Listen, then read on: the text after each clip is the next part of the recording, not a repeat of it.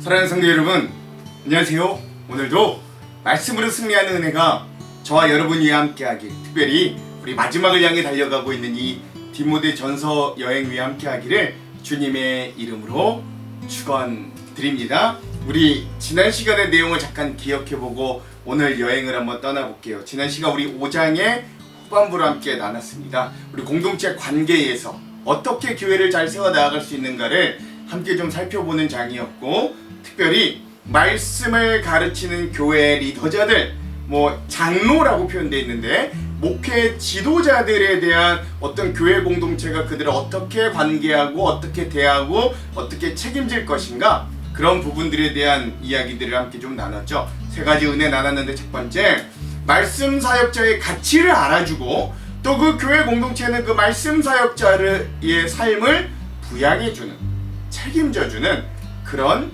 책임이 필요하다라는 의미들을 함께 나눴습니다. 그러니까 교회, 지금 우리 교회 시스템이 그렇잖아요. 이때부터 그랬는데, 교회에서 목회, 여기서 이제 장로라는 건 지금 우리가 생각하는 당회를 이루는 평신도 리더 그룹 중에 최고 지도자를 말하는 건 아닙니다. 여기서 말하는 장로란 말씀을 전파하는 사역자에 가까운 의미였고, 지금 우리가 사용하는 장로라고 하는 직분의 의미는 한 2세기 후반에야 교회들에서 정착되는 개념이었다고 볼 수 있는 거예요. 그러니까 사실 말씀 사역을 하는 교역자들을 교회 공동체가 섬기는 책임이 있다. 그리고 그렇게 교회가 사랑으로 말씀에 전념하도록 교회의 리더들, 영적 지도자들을 섬기면서 부양할 때, 그러면 그 말씀 사역을 하는 영적 지도자들은 그냥 당연한 듯 받는 게 아니라 그들의 말씀 사역의 책임, 영혼 구원의 책임을 다하는, 서로 상호간에 책임질 것들을 책임져주는 그런 은혜들이 있을 때 교회가 온전히 세워져 나아갈 수 있다. 이런 것들 함께 좀 나눴고요. 두 번째, 안타깝게도 그런 말씀을 선포해야 될 영적 지도자들이 범죄나 실수를 하여 넘어질 때가 있습니다. 네, 그럴 때 바울은 또 엄정하게, 한편에서는 그런 말씀 사역자들을 굉장히 존귀하게 여겨주고 교회에서 책임을 져주라 라고 말하지만, 그러나 그들이 범죄하였고 잘못을 저질렀을 때는 더 공정하게, 더 엄정하게 치리할 것을 이야기하는 거죠. 그래서 우리가 세 가지를 좀 함께 나눴잖아요. 뭐냐? 첫 번째, 일단 교회의 어떤 소문에 쉽게 흔들리지는 말자. 그리고 두 번째, 어떤 그 교역자나 또는 어떤 영적 리더자들의 잘못에 대해서 정직하게 한번 성찰해보자. 그랬는데 정말로 그가 넘어졌다면, 그가 범죄했다면 그건 좀 엄하게 징벌할 필요가 있습니다. 그리고 셋째, 그런 우리 영적 리더자들의 위치에 있는 자들은 스스로 거룩함에 대한 경계심을 잊어서는 안 된다. 얻을 때까지 우리가 하나님 앞에 서는 그날까지를 기억하면서 그런 것들을 잊어서 안 된다. 이런 세 가지들도 함께 좀 대안으로 나눴고요. 자, 마지막 세 번째 주제는요, 그러므로 그런 영적 리더자들을 세우는 안수, 임명, 임직, 이런 것들의 신중함과 또 사역자가 영적으로 경건하기 위해 자기의 관리가 얼마나 필요한가도 마지막으로 나뉘었죠. 그래서 안수는 시간 빨리 할 필요가 없이 굉장히 신중하게 보아야 된다. 왜? 시간이 결국 그 사람에 대해서 드러내줄 것이기 때문에 그렇습니다. 그리고 그렇게 세워진 사역자, 직분자들은 자기가 왕같은 제사장이라는 의식을 가지고, 그런 직분자 의식을 가지고 교회를 세워가는데 앞장설 수 있어야 된다. 우리 5장의 후반부 이런 세 가지 내용들을 함께 좀 나눠보았습니다. 자, 오늘부터 우리는 디모데 전서의 마지막 장 6장을 함께 좀 나눠보려고 합니다. 오늘과 내일이면 그래서 디모데 전서의 여행도 끝이 날 것 같고요. 오늘은 그래서 디모데 전서의 6-1의 시간입니다. 경건한 삶과 목회적인 권면, 마지막 네 번째 시간이고요. 오늘의 분량은 6장의 전반부인 1절에서 10절까지 우리가 좀 함께 나눠보도록 하겠습니다. 제목을 짓자면 그리스도인의 참된 만족과 경건의 길이라는 제목을 지어보았습니다. 자, 그러면 오늘 우리가 6장 전반부로 함께 나아가기 전에 두 가지 맥을 짚으면서 한번 나아가 볼게요. 자, 첫 번째, 자, 오늘 6장의 전반부, 우리 디모데전서 6장의 전반부 말씀을 통해서 우리가 뭘 좀 한번 생각하며 읽었으면 좋겠냐면, 오늘 나의 믿음이 하나님을 섬기는 방향을 향해 가고 있는가, 아니면 하나님을 내가 이용하면서 내 성공과 내가 원하는 방향으로 하나님을 끌어가려고 하는가 좀 점검해보는 시간들이 되었으면 좋겠고요. 두 번째 맥은 뭐냐, 오늘 말씀, 이 6장의 전반부 말씀을 통해 오늘 나의 행복의 근거가 오늘 소유가 많은 그 소유의 양에서부터 시작되는가, 아니면 하나님과 동행함으로 내 인생이 행복하다고 느끼는가, 여러분 이것들도 오늘 말씀을 통해 나를 좀 점검해보는 우리 시간들이 되었으면 좋겠습니다. 우리 공동체도 마찬가지고요. 자, 이런 두 가지 맥을 짚으면서 오늘 본문 디모데전서 6장의 전반부 말씀을 한번 좀 읽었으면 좋겠습니다. 자, 핵심 구절을 한번 나눠보죠. 오늘 디모데전서 6장 상반부의 핵심 구절은 두 군데입니다. 5절에서 6절, 10절의 말씀입니다. 먼저 5절에서 6절. 마음이 부패하여지고 진리를 잃어버려 경건을 이익의 방도로 생각하는 자들의 다툼이 일어나느니라. 그러나 자족하는 마음이 있으면 경건은 큰 이익이 되느니라. 아멘. 10절입니다. 돈을 사랑함이 일만 악의 뿌리가 되나니 이것을 탐내는 자들은 미혹을 받아 믿음에서 떠나 많은 근심으로써 자기를 찔렀도다. 아멘. 그렇습니다. 그래서 여러분, 이 오늘의 말씀은 굉장히 경건의 모습과 이 물질적인 탐욕에 굉장히 이렇게 균형을 맞추고 있거든요.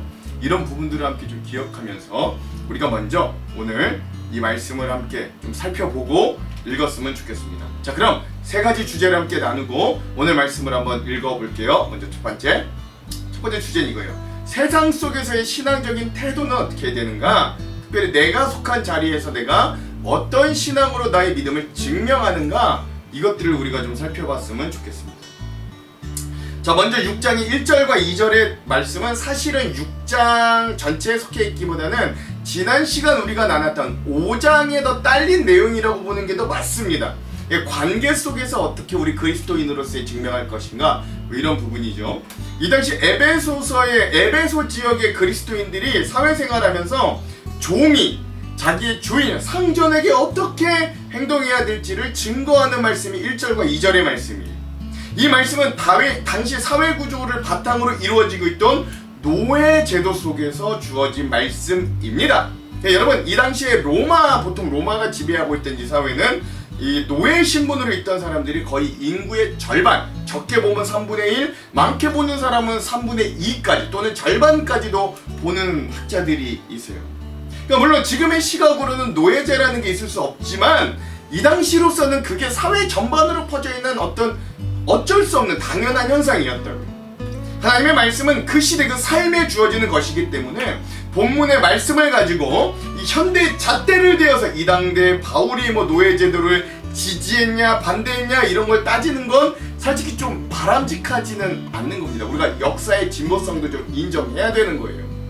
바울은 이미 그의 초기 서신인 갈라디아에서부터 이렇게 천명했다는 것 좀 기억해 봅시다. 갈라디아서 3장 27절에서 28절.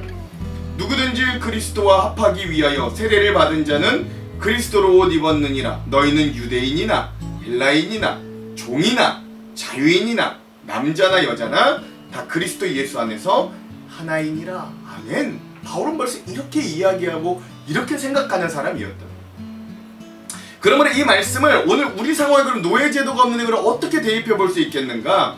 오늘 바울이 말한 이 종과 주인의 신분이나 계급을 오늘 우리 사회의 역할로서의 어떤 상사와 직원, 사장과 직원 또는 상사와 부하 이렇게 본다면 우리 얼마든지 건강한 말씀으로 적용할 수 있는 거예요. 그렇죠? 처음에는 부하, 그러니까 밑에 직원의 역할을 했던 사람이 세월을 지나면 상사의 역할을 하게 되기도 하고, 또 누군가는 처음에 자기 사업을 하면 누군가의 상사나 사장이었던 사람이 또 그 사업을 접고 누군가의 부하, 직원으로 일하기도 하는 게 오늘 우리 사회잖아요. 그래서 1절과 2절은 상사가 있는 일터에서 그 직원으로 일하는 우리 사람들이 어떤 태도를 취하는 게 우리 그리스도인으로서의 바른 것인지를 그런 교훈으로 적용해보면 굉장히 건강 있게 적용해볼 수 있겠다라는 것입니다. 우리 전에 있던 다른 서신서들에서도 이렇게 몇 번 이야기했던 것 같아요. 오늘 본문의 1절과 2절. 무릇 멍에 아래 있는 종들은 자기의 상전들을 범사에 마땅히 공경할 자로 알지니 이는 하나님의 이름과 교훈으로 비방을 받지 않게 하려 함이라. 믿는 상전이 있는 자들은 그 상전을 형제라고 가볍게 여기지 말고 더 잘 섬기게 하라. 이는 유익을 받는 자들이 믿는 자요 사랑을 받는 자임이라. 너는 이것들을 가르치고 권하라. 아멘. 그렇습니다. 이 당시에 기독교 인구가 많지 않았고 또 교회 구성원들 중에 대다수가 아마도 노예 신분의 사람이었을 것으로 학자들이 보통 예상합니다. 후에 일반 시민, 귀족들로 또 그리스도인들이 점점 더 확대가 되었던 거예요. 근데 당시 사회는 철저하게 신분제 사회였지만 이 당시 이 에베소 지역이든 이 바울이 복음을 전파했던 이 모든 지역 교회 안에서는 모두가 동등한 취급을 받았다는 것들도 성경학자들의 이야기의 책입니다. 그건 사람들의 가치관을 뒤엎을 만큼 이 당시는 굉장히 충격적인 일이었다는 거예요. 여러분, 지금도 큰 회사를 경영하는 CEO, 사장님, 회장님이 있고 그의 자동차를 운전하는 그 운전기사가 같은 교회를 다닌다고 한다면 서로 동등한 위치에서 악수하고 그런 역할을 해내기가 지금 21세기에도 사실 그 상황은 쉽지 않잖아요. 그 2000년 전에 종이나 자유인이나 다 예수 안에서 하나다라고 하는 말은 바울에게 굉장히 놀라운 선언이었던 거예요. 근데 종의 신분이 있는 사람에게 상전이 같은 그리스도인이라고 가볍게 대하지 말고 더 잘 섬기라 라고 권면하고 있는 거예요. 바울이 디모데에게 이렇게 권면하는 건 당시 같은 그리스도인이라고 자기 교회 공동체 안에서 자기의 상전을 아예 무시해버리고 그 권위를 인정하지 않으려고 했던 종들이 좀 있었던 것 같아요. 예를 들면 당시 그리스도인들의 다수가 아무래도 노예 계급이었으니까 한 노예가 일찍 그리스도인이 되었는데 어느 날 자기 상전이 이방 종교를 버리고 자기가 이 믿게 된 그리스도인으로 후에 오게 된 거예요. 처음에 굉장히 기뻤겠죠. 그런데 시간이 지나면서 사람들에게 이제 그 교회 공동체 안에서 자기 상전, 자기 주인을 뒷이야기를 헐뜯기 시작하였고 그게 주중과 일상으로 연장되면서 일상에서도 자기 주인, 상전을 무시하고 상전을 상전으로 대하지 않는 일이 발생했던 상황이 왕왕 일어났다. 이게 신약 학자들의 대부분의 일치되는 의견들입니다. 그렇게 추측해요. 그러나 그리스도인의 자세는 나에게 주어진 자리가 우연찮게 주어진 자리가 아니라 하나님께서 나에게 맡기신 소명과 사명의 자리임을 기억할 수 있어야 되는 겁니다. 뭐 이거 여기서 또 오해가 생길 수 있죠. 아 그럼 뭐 종 하나님이 노예하라고 그 사람한테 주고 뭐 누구는 사장하고 종하고 이거 불공평한가? 근데 지금 우리에게도 주어진 상황은 그렇게 공평하지 않아요. 모두가 다 사장이 될 수는 없잖아요. 모두가 다 큰 교회 목회를 할 수는 없잖아요. 그렇죠? 하나님이 나에게 주어진 자리에서 나의 소명이 무엇인가를 찾는 게 그리스도인들에게는 무엇보다 먼저고 우선이고 중요하다라는 말입니다. 그러니까 바울이 그 주인, 상전을 공경할 자라고 알라고 할 때 이 공경하다라는 문자적인 의미는 그를 좀 가치 있게 여기라는 거예요. 바울은 에베소서에서도 내 아버지와 어머니를 공경하라고 6장 2절에 권면했거든요. 즉 부모를 공경하는 건 부모의 부모됨의 가치와 그 역할의 가치를 인정해 주는 것이듯 오늘 우리가 만나는 직장과 사업장에서 만나는 상사의 삶의 가치와 그 역할의 가치를 먼저 기본적으로는 인정해 주라는 것. 그리고 상전과 상사를 공경해야 되는 이유가 또 하나 있는데 그게 뭐냐? 하나님의 이름과 그 하나님의 이름으로 가르침을 받은 그 복음에 욕이 돌아가지 않도록 그것에 먹칠하지 않도록 하기 위함이다 라고 하는 거죠. 즉 우리의 삶이 바르지 못하거나 온전하지 못할 때 그 비난은 우리가 믿는 하나님과 하나님의 말씀에게로 돌아가게 돼 있다는 거죠. 그렇다고 막 무조건 굴종적으로 막 무조건 아부하고 싸바싸바라는 말은 아닙니다. 네, 우리의 삶과 믿음이 올바르지 않고 온전하지 못하다면 우리가 믿는 하나님이 바르지 않으신 분이고 온전하지 못한 분이 된다는 걸 여러분 기억하라는 거예요. 그러니까 정당한 권력에는 그 권력의 가치를 인정해 주는 게 하나님을 믿는 그리스도인으로서 보여야 될 태도라는 겁니다. 정당한 권위라는 게 중요해요. 다만 여기서 말하는 성경은 특정한 대상만을 위해 주어지는 게 아니라 모든 사람에게 적용되는 하나님의 말씀이라는 것도 좀 기억해야 돼요. 그러니까 부하, 직원이 그 상사, 사장을 같은 그리스도인이라고 해서 가볍게 여기는 것이 바른 게 아니듯 근데 또 한편 반대로 생각한다면 상사 또는 사장도 그 직원, 그 부하를 같은 그리스도인이라고 해서 더 가볍게 대하는 것도 바르지 않다는 거죠. 언제나 상호 존중하고 상대를 가치 있게 여겨주는 게 바른 태도다 라는 것들을 좀 여기서는 더 도출해낼 수 있는 겁니다. 한국교회 초기 부흥의 중요한 인물들 가운데는 당시 신앙을 가졌던 수많은 머슴 출신의 그리스도인들이 있었다 그래요. 그들은 예수님을 믿은 뒤에도 주인들을 무시하지 않았습니다. 오히려 더 성실하게 일했다 그래요. 당시 선교사들의 기록을 보면 예수를 믿는 머슴들이 거짓말하지 않고 그들이 훔치지 않았고 게으르지 않게 되면서 주인들이 오히려 그 예수를 믿는 머슴들의 삶을 보고 먼저 교회에 관심을 가지게 된 사례들이 적지 않았다라고 기록됐다. 그러니까 복음은 혁명을 일으키기 전에 먼저 사람을 변화시켰다는 거죠. 오늘 우리에겐 사실 노예제도가 없습니다. 그러나 직장과 학교와 가정은 있어요.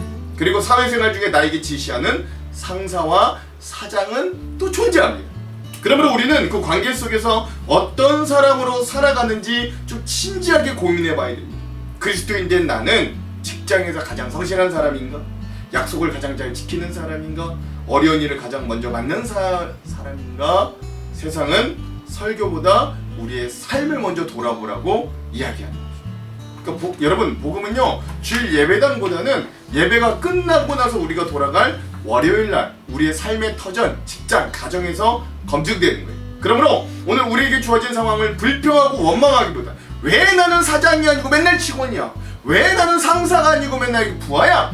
이런 걸 원망하기보단 오늘 내가 처한 자리가 나에게 주신 소명의 자리로 알고 거기서 내가 어떻게 하나님의 이름을 높이는 삶을 살아갈까를 고민할 때 하나님도 우리의 삶을 보호하여 주시고 그런 우리를 결국 높여주실 줄로 믿고 여전히 삶으로 그리스도의 향기를 나타내는 우리 성도들이 다 되시기를 간절히 소망드립니다.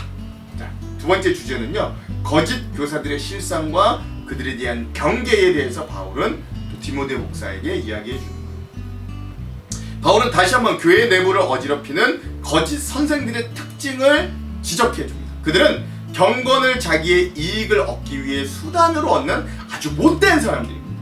바울은 이 거짓 교사들의 특징을 건전한 말씀으로부터 완전히 이탈된 자들이라고 정의하는데요, 그들의 실상이 이렇습니다. 3절, 누구든지 다른 교훈을 하며 바른 말, 곧 우리 주 예수 그리스도의 말씀과 경건에 관한 교훈을 따르지 아니하면, 아멘. 그렇죠. 바울은 여기서 우리 그리스도인들이 따라야 될 어떤 추상과 같은 기준을 제시하는데요, 그게 바로 우리 주 예수 그리스도의 말씀과 경건에 대한 교훈, 즉 복음, 성경 말씀, 이것들을 이야기하는 거예요. 이것만이 우리 기독교 신앙의 유일한 표준과 기준이 되는 것입니다.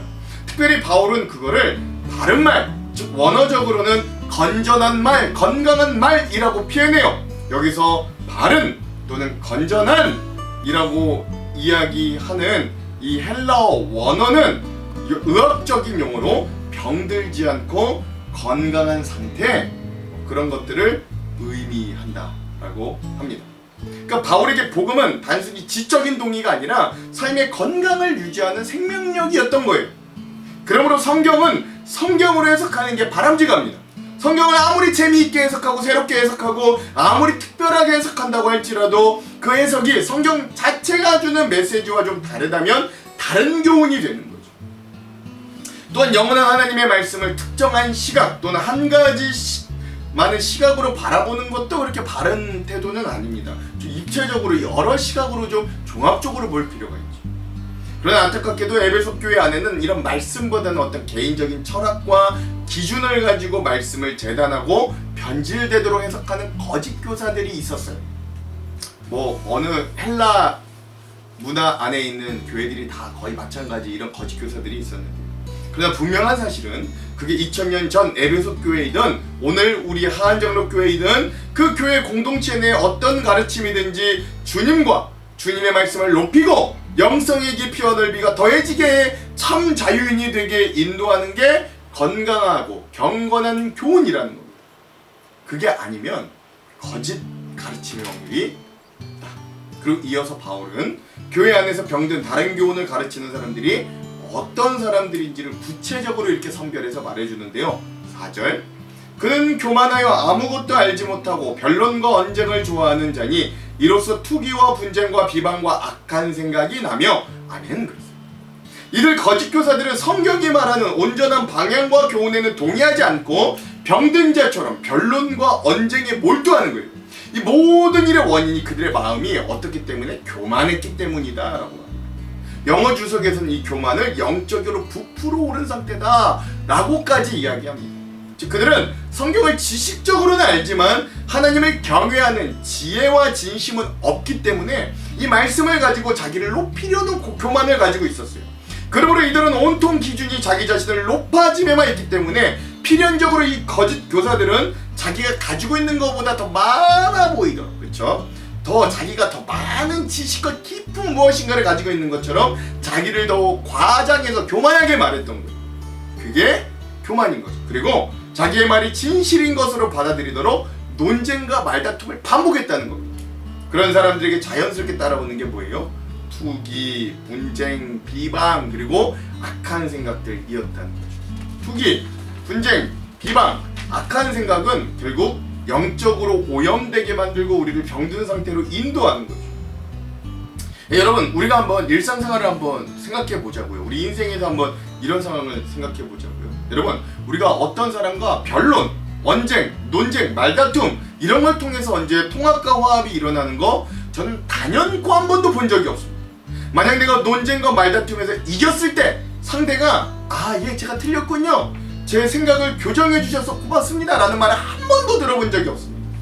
심지어 내가 정말로 했던 말이, 이 사람과 언쟁하고 논쟁했던 그 말이 그 사람에게 정말로 필요한 말이고 정말로 약이 되는 말인데도 말인 거죠. 그렇다면 한편 반대로 내가 상대와의 논쟁과 말다툼에서 졌을 때 내가 단 한 번이라도 나를 이겨먹은 그 사람에게 감사한 마음으로 내 생각을 교정해 주셔서 감사합니다, 이젠 내가 당신의 말처럼 살아가겠습니다 라고 말과 생각을 해보신 적은 또 있으십니까? 결코 없어요. 즉 같은 내용의 말이라도 그 표현이 방식이 논쟁과 또 말다툼이라면, 그리고 교만하게 내가 상대를 교정시킬 수 있다, 내가 상대를 변화시킬 수 있다는 그 교만한 마음이 우리 마음 중심에 자리 잡고 있다면 그 말은 어떤 결과와는 상관없이 내가 이기더라도 양쪽 모두를 속상하게 만들고 패배하게 만들어 결국 그 공동체를 파괴하기까지 이르게 된다라는 것이죠. 이게 거짓 교사들이 교회 공동체 안에서 퍼뜨리는 열매의 속성들이었습니다. 이렇게 건강한 복음은 사람을 살리고 화평케 만들지만 그런 분쟁과 다툼으로 이어지는 거짓 가르침은 결국 분열을 일으키고 공동체를 파괴하는 데 이르는 거예요. 바로 이런 다툼이 어떤 사람들에게 나타나는지 세 가지로 구체적으로 설명합니다. 그게 5절이에요. 마음이 우패하여지고 진리를 잃어버려 경건을 이익의 방도로 생각하는 자들의 다툼이 일어나느니라. 아멘. 그리고 여기 세 가지가 나타나죠. 첫 번째 뭡니까? 그런 사람들은 결국 마음이 부패해진 사람들입니다. 쇠가 녹이 쓰면 사포로 문질러 녹을 벗겨내면 되는데, 근데 그 녹이 겉에만 쓴 게 아니라 속까지 전부 녹이 쓰면 사포로 문지른다고 해서 해결이 안 되는 거죠. 그러니까 부패하다라는 말은 속까지 완전 썩었다. 그러니까 그런 사람은 화합하기가 굉장히 어려워지는 겁니다. 두 번째, 그리고 그 사람은 결국 진리를 잃어버린 사람입니다. 머리끝에서 발끝까지 세속적인 가치관으로 가득 찬 사람과 또는 이단과 같이 다른 복음이 마치 그 마음에 가득 찬 진리를 잃어버린 사람과는 연합과 화합이 어려워지는 거예요. 우리 정통교회가 이단교회와 화합하기 불가능한 것처럼 말이죠. 그리고 셋째, 경건을 이익의 방도로 생각하는 사람으로 변질됩니다. 당시 디모데가 목회했던 에베소는 아르테미스, 아데미 여신에 관한 종교 상업주의가 판치고 있었던 곳이거든요. 신전 모형을 만들어 팔기도 하고 부적 같은 걸 만들어 팔기도 했던 게 이 당시 이 아데미 종교의 특징이었습니다. 우리나라 불교도 그렇잖아요. 기와장 팔고 촛불 팔고, 그쵸? 연등 팔고. 교회도 점점 그런 모습인 것 같아 안타깝긴 한데, 그런 가치관을 가진 사람들이 교회 속으로 들어와서 경건을 빙자하면서 돈벌이를 했던 것.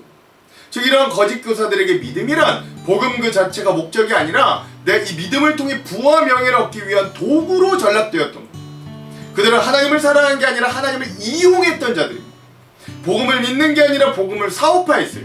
그들의 관심은 예수 그리스도가 아니라 나의 이익이었음이 분명한 겁니다. 바울은 이걸 매우 위험한 영적 질병으로 봤던 거예요. 왜냐하면 하나님이 목적이 아니라 수단이 되어버렸기 때문입니다. 그러므로 오늘 우리 안에도 이런 깨어있는 믿음이 필요해요. 오늘 우리에게 들려지는 말씀과 메시지들 속에 복음 중심의 분별력이 있어야 돼요. 그 말씀이 예수 그리스도의 인격과 경건을 우리에게 강조시켜주는가 분별해야 돼요. 그리고 논쟁에서 사랑의 실천으로 좀 전환할 수 있어야 돼요. 무익한 말싸움과 논쟁은 최대한 안 하는 게 좋습니다. 나의 지식과 경력을 자랑하기 위해 상대방을 굴복시키려고 하기보다는 그 지식을 통해 형제자매를 공동체 안에서 세워주고 점검해야 되는 일들이 더 필요한 거죠. 그러므로 마지막으로 나의 신앙을 철저히 되돌아볼 수 있어야 됩니다. 나는 하나님을 섬김으로 뭔가를 좀 얻어내려고 하는가, 아니면 하나님과 동행하는 그 즐거움 자체를 누리기를 원하는가, 우리 스스로 좀 돌아보아야 되죠. 신앙은 하나님을 이용하는 기술이 아니에요.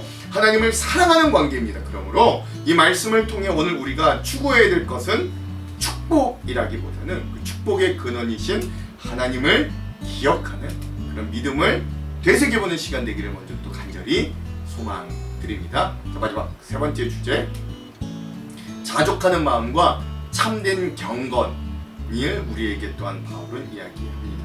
바울은 거짓 교사들이 경건을 이익의 재료로 삼는 모습을 보고 강하게 경고한 뒤에 이렇게 무섭게 선언합니다. 6절, 그러나 자족하는 마음이 있으면 경건은 큰 이익이 되느니라. 아멘. 무섭지는 않네요. 예. 여러분, 흥미로운 건 바울이 방금 전까지 경건을 이익의 방도로 삼는 자들을 비판했거든요. 근데 경건은 또 큰 이익이 된다라고 말하는 거예요. 그러니까 언뜻 보면 굉장히 모순처럼 보이죠. 예. 그 경건을 이익의 재료로 삼는 건 비판하면서 우리가 경건을 하면 또 큰 이익을 얻는. 그러나 바울은 이 두 종류의 이익을 좀 구분하는 거예요. 거짓 교사들은 하나님을 이용하여 세상적인 이익을 얻으려고 했거든요. 반면 성도는 하나님 자체를 큰 이익으로 얻는 사람입니다. 그러니까 여기서 자족해야 된다. 그러니까 이 자족으로 번역된 헬라어 아우타르케이리아인데, 이 말은요, 이 단어는 당시 스토아 철학자들이 즐겨 사용하던 단어라고 합니다. 이 당시 이렇게 주름 잡던 스토아와 에피크로스 학파가 있는데, 그 스토아 학자들이 즐겼던 단어. 그들은 외부 상황과는 상관없이 스스로 만족하는 상태를 자족이라고 설명했던 사람들입니다. 그들은 그래서 뭐라고 했냐면 금욕주의, 즉 우리의 인간의 욕구를 제거함으로 우리 자족에 이를 수 있다라고 말했어요. 그래서 가장 적은 것으로 만족할 수 있는 사람이 가장 부유한 사람이다, 뭐 이런 말을 했던 거죠. 또한 그들은 어떤 일이 일어나도 감정을 좀 배제할 수 있어야 자족에 이를 수 있다고 합니다. 그래서 그들이 가장 많이 사용했던 말이 영어로는 I don't care, 상관없어, 뭐 이런 말이라고 합니다. 뭐 그릇이 깨져도 가축이 다쳐도, 그죠? 뭐 내가 다쳐도 다 상관없어요. 감정이 필요 없다는 거죠. 이 상관없어요를 말하기만 하면 저절로 자족이 찾아온다. 근데 우리 인생 그만 그렇습니까? 그럼 얼마나 좋겠습니까? 근데요, 바울은 이 자족이라는 같은 단어를 사용하면서 전혀 다른 의미를 부여합니다. 스토아 철학이 이 당시 자족의 의미를 내세우면서 나는 나로서 충분하다를 말했다면, 바울은 우리 인간의 존재는 하나님이 내 안에 계실 때에야 온전히 자족하고 충분을 느낄 수 있다고 말하는 거예요. 즉 바울의 자족은 내 자기 만족이 아니라 예수 그리스도로 인해서 충만한 만족의 상태를 의미하는 거예요. 바울은 또한 인간 존재의 본질을 매우 날카롭게 보여줌으로써 더욱 예수 그리스도로 인한 자족과 만족이 얼마나 인생이 참 의미와 진리에 합당한지를 이렇게 변론합니다. 7절, 우리가 세상에 아무것도 가지고 온 것이 없음에 또한 아무것도 가지고 가지 못하리니 우리가 먹을 것과 입을 것이 있은즉 족한 줄로 알 것이니라. 아멘. 그렇죠. 사실 여러분, 이 7절의 말씀은 불교 용어로 표현한다면 공술의 공수거 이 표현이고, 성경으로 표현하면 욥기 1장 21절의 말씀을 떠오르게 합니다. 욥기 1장 21절의 말씀, 내가 모태에서 알몸으로 나왔사온즉 또한 알몸이 그리로 돌아가올지라. 아멘. 그렇죠. 이 말은 최소한만 가지고 살아라 이런 뜻이 아니에요. 삶의 기준은 소유가 아니라 하나님께 두라는 뜻입니다. 이렇게 우리가 먹을 것과 입을 것만 있어도 족한 줄로 여길 수 있는 것은 우리에게 참 만족을 주시는 하나님이 우리와 함께 계시기 때문에 그래요. 그래서 어떤 환경에서도 주님을 목적으로 삼는 건 우리 자족하는 삶의 출발점이자 과정이자 결국 마침점이 된다는 거죠. 그러나 바울은 이런 참된 자족을 통해 경건을 이루기를 권면하지만 결국 자족을 통해서 경건을 이룰 방법의 반대 방향으로 가는 자들의 탐욕에 대해서도 이렇게 경계하는 거예요. 9절, 부하려 하는 자들은 시험과 올무와 여러가지 어리석고 해로운 욕심에 떨어지나니 곧 사람으로 파멸과 멸망에 빠지게 하는 것이라. 아멘. 그렇습니다.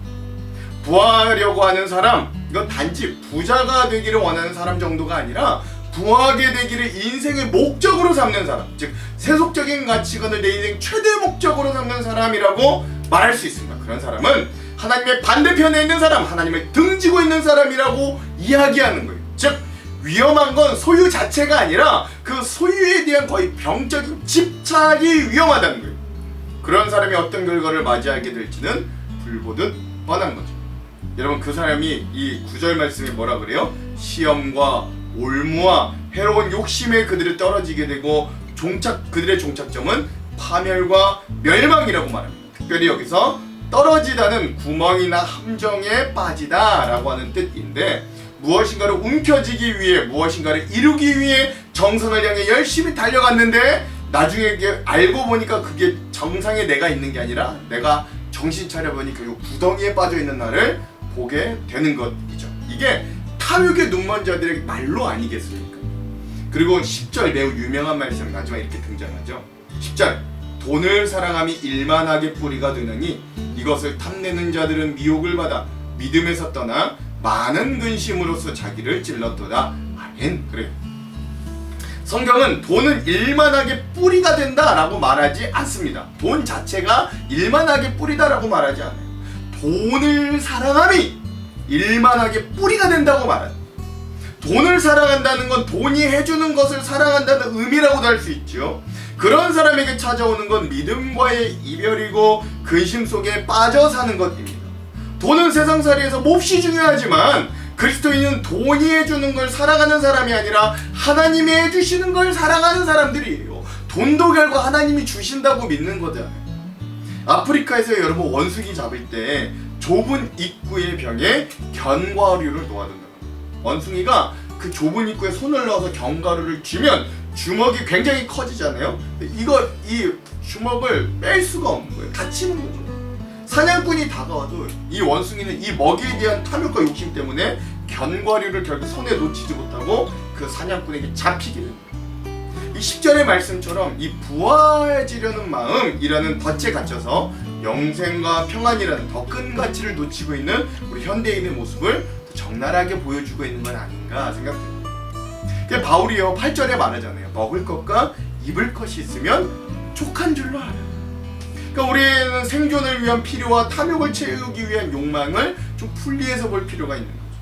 오늘날의 지출 내역에서 얼마만큼이 생존을 위한 것이고 얼마만큼이 세상 기준에 맞추기 위한 과시적인 욕망인가 우리 한번 잘 점검해 보시기 바랍니다. 또한 우리 그리스도인들의 참된 정체성은 소유주가 되는 게 아니라 하나님의 것을 잠시 맡아 관리하는 청지기가 되는 게 우리 그리스도인의 참된 소명이죠. 가진 것이 적을 때 낙심하지 않고 많을 때는 자만하지 않는 게 오늘 우리 그리스도인들의 자족의 핵심.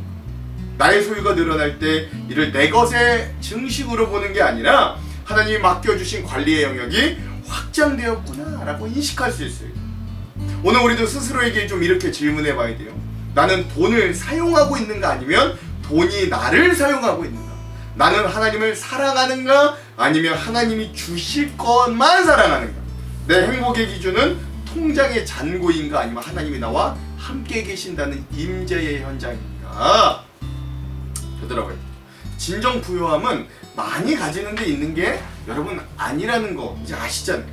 하나님을 통해 예수를 통해 만족하는 데 있어요. 세상은 더 많이 가지려고 말합니다. 그러나 복음은 이미 받은 은혜를 바라보려고 말합니다.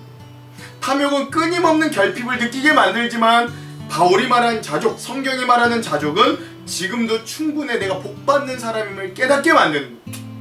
그러므로 사랑하는 성도 여러분, 부자가 되는 것보다 더 중요한 건 하나님 앞에서 만족하는 사람이 되는 거예요. 그것이 바울이 말한 참된 경건이고 그게 하나님 나라 백성의 진짜 부요함인 거죠. 돈을 사랑함이 일만하게 뿌리가 된다라는 말을 좀 뒤집어 보자면, 이 부정적인 말인데 이걸 우리 그리스도인들에게 긍정적인 언어로 바꾸자면, 예수 그리스도의 말씀과 경건에 관한 교훈을 사랑함이 일만 복의 뿌리가 된다는 말이 되기도 하는 거예요. 즉 하나님의 말씀을 자기의 인생길의 등으로 빛으로 삼는 사람은 참으로 복된 인생입니다. 우리의 삶의 길에 하나님의 말씀을 이런 등과 빛으로 삼음으로 자족하는, 감사하는 삶을 살고 오늘 하루가 우리에게 그런 감사의 삶, 자족의 삶, 의미가 충만한 만족의 삶이 되기를, 또한 그런 성경 여행 되길 주님의 이름으로 축원드립니다. 기도할게요. 하나님, 오늘 우리는 참으로 풍요로운 시대를 살면서도 자족과 만족과 감사를 잃어버렸습니다. 우리의 믿음마저도 우리가 주님께 사용되기보단 우리의 성공과 만족을 위해 하나님을 우리의 인생에 이용하려고 했던 우리의 모습도 주님 앞에 솔직히 고백합니다. 하나님, 이제는 물질과 가진 것으로 만족하는 사람이 아니라 하나님이 나와 동행하심으로 이 믿음을 통해 먹을 것이 있고 입을 것이 있다면 만족하고 자족하고 감사할 수 있도록 은혜를 베풀어 주시옵소서. 그런 주님 의지하며 예수님 이름으로 기도합니다. 아멘. 그럼 사랑하는 성도 여러분, 오늘 하루도 말씀으로 승리하십시오. 사랑하고 축복합니다. 화이팅! 제6장. 무릇 멍에 아래 있는 종들은 자기 상전들을 범사에 마땅히 공경할 자로 알지니 이는 하나님의 이름과 교훈으로 비방을 받지 않게 하려 함이라. 믿는 상전이 있는 자들은 그 상전을 형제라고 가볍게 여기지 말고 더 잘 섬기게 하라. 이는 유익을 받는 자들이 믿는 자요 사랑을 받는 자임이라. 너는 이것들을 가르치고 구원하라. 누구든지 다른 교훈을 하며 바른 말, 곧 우리 주 예수 그리스도의 말씀과 경건에 관한 교훈을 따르지 아니하면 그는 교만하여 아무것도 알지 못하고 변론과 언쟁을 좋아하는 자니 이로써 투기와 분쟁과 비방과 악한 생각이 나며 마음이 부패하여지고 진리를 잃어버려 경건을 이익의 방도로 생각하는 자들의 다툼이 일어나느니라. 그러나 자족하는 마음이 있으면 경건은 큰 이익이 되느니라.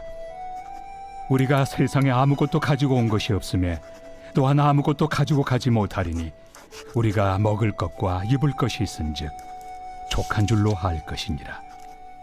부하려 하는 자들은 시험과 올무와 여러 가지 어리석고 해로운 욕심에 떨어지나니 곧 사람으로 파멸과 멸망에 빠지게 하는 것이라. 돈을 사랑함이 일만 악의 뿌리가 되나니 이것을 탐내는 자들은 미혹을 받아 믿음에서 떠나 많은 근심으로써 자기를 찔렀도다.